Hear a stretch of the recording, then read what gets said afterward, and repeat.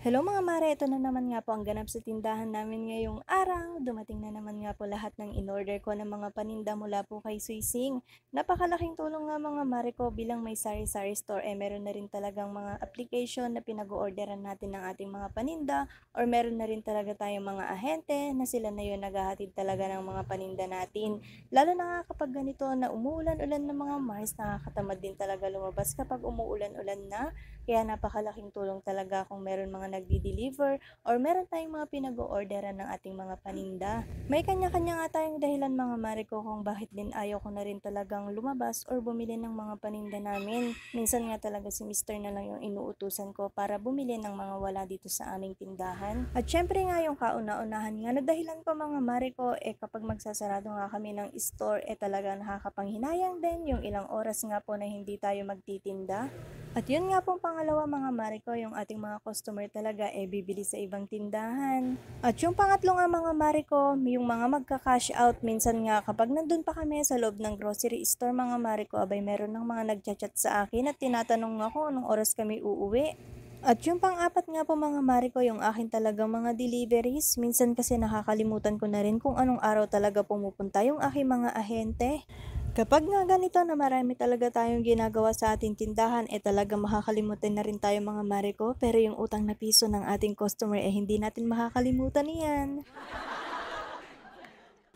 Nag-book na nga rin ako ng mga order ko sa mga Ribisco product mga mare ko at ang deliver nga nito sa Monday pa. Dati nga itong si Ribisco lang yung nagbo-book ng mga orders ko mga mare ko, pero ngayon dumagdag pa yung Nestle product na booking na rin talaga yung pag-order sa kanila ng mga paninda. Itong si Rebisco nga, every 2 weeks nga siya pumupunta dito sa aming store. Pupunta siya ng Saturday dito at sa Monday nga yung kanyang deliver. At ito nga si Nestle product, pupunta siya ng Wednesday at Thursday nga yung deliver nila.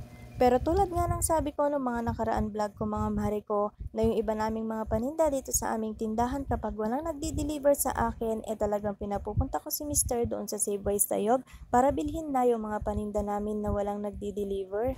Tulad nga ng mga nakabote na mga mantika, mga mariko, yung mga bagoong at iba pa namin ng mga paninda, doon ko talaga sa Save by Sayog pinabibili kasi nga po mas mura doon.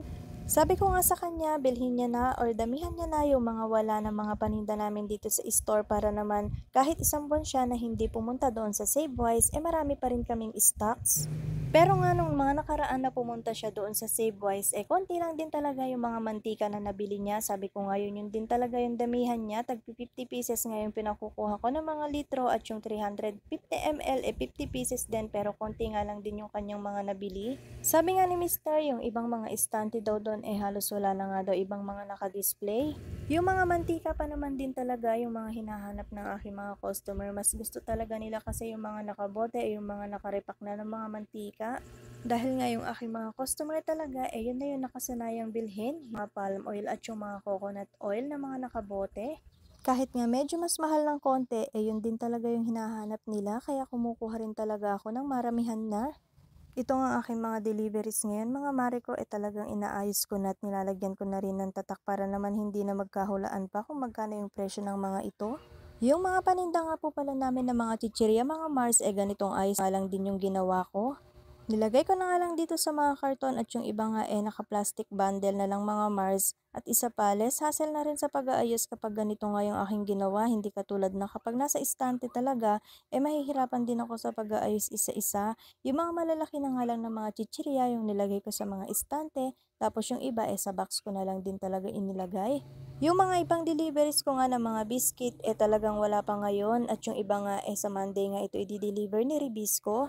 O di ba maganda na naman tignan itong aming tindahan kasi nga nakaayos na naman. Kung kanina nga napakagulo ngayon mga mare ko maganda na ang tignan kasi nakaayos na talaga lahat. O siya hanggang dito na nga lang po muna ang video na ito. Maraming salamat sa panonood.